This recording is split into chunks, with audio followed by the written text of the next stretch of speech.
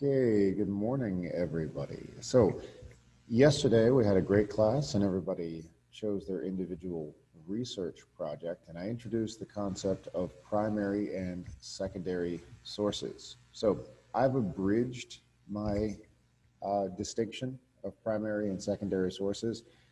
Primary, just think of it as direct evidence of your topic. Secondary, think of it as your evidence summary.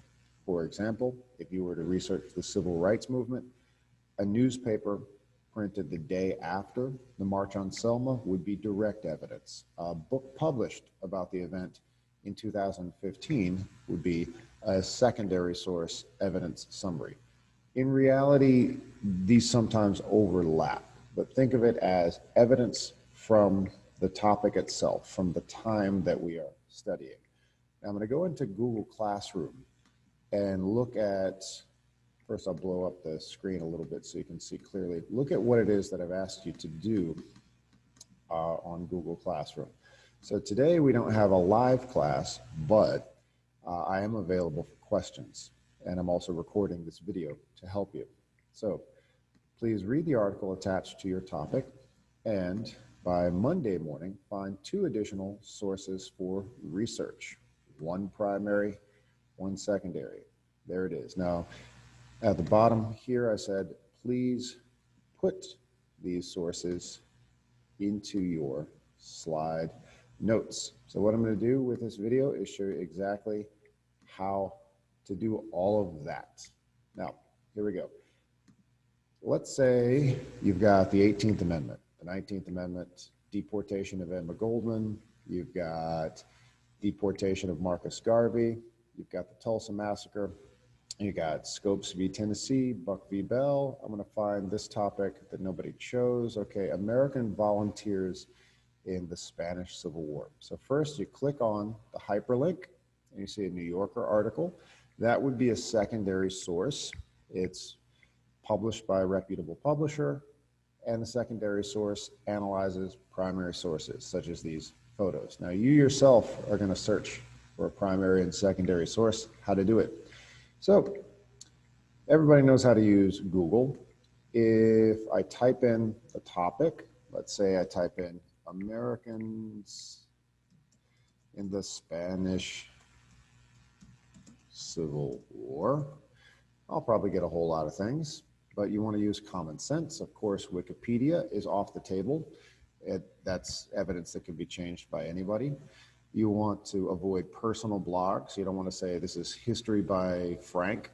So you've got to use your brain, find publishers that have consequences, people who can get sued if they print wrong information. So reputable publishers, the Smithsonian, okay, here's the Guardian, NPR, and so forth.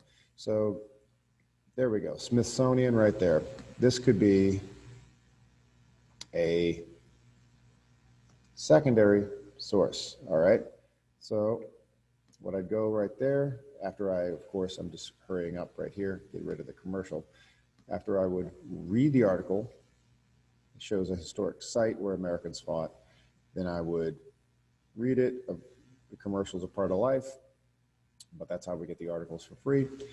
Read it, figure out how I could put the evidence into my presentation, and then down here, everybody see where I'm putting this into the notes, you could name the article. So the article's name is Battle Over the Memory of the Spanish Civil War.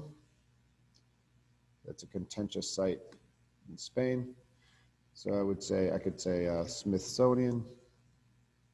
I'm not too picky with the footnotes on this. I just want to see that you're doing your own research. Battle over the memory of the Spanish Civil War. And you could do, this is what you might be accustomed to doing, is making a long, ugly link like this. You're not gonna get a slap on the wrist from me for that, but to make it more tight and professional, put a hyperlink in there. How you do that, you highlight what you want, go to the little chain that looks like a paper clip. It says insert link, and then cut and paste the link, and that's smooth. So now we got our secondary source. So how do we find a primary source? Well, a couple things you could do. Google Scholar, that filters your searches to academic journals. Let's say Spanish Civil War, Americans. Okay, now I've got chapters in books, academic journals, but most of these are still secondary sources. This could help. Let's say I go back to Google, or maybe I go to a research library. Here's one of my favorites, the Library of Congress. Aha, well, I'm cheating. I've already actually done this as an example, but now I go back here. Let's see, Spanish Civil War. Here we go. Ooh, I'm already getting historic photographs. This is good. Americans in the, well, actually it says experiencing technical difficulties. Let's not go to Library of Congress at the moment. Well, you can tell I'm recording this live. So let's go to another research library. Let's take a look at, let's see, you can look for Americans in the Spanish Civil War.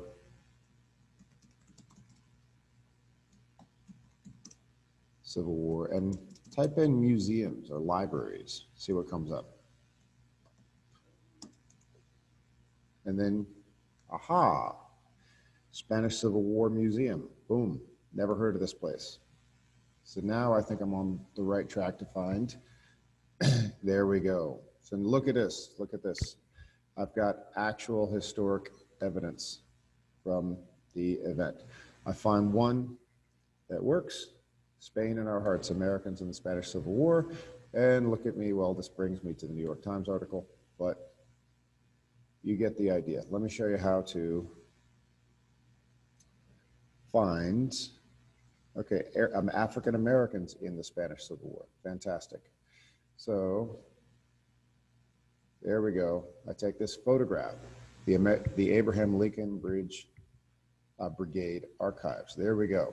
So we have Americans fighting in the Spanish Civil War, all volunteers. So what we're going to do is I'm going to cite the picture, the photograph of the Abraham Lincoln Brigade, put that in my notes.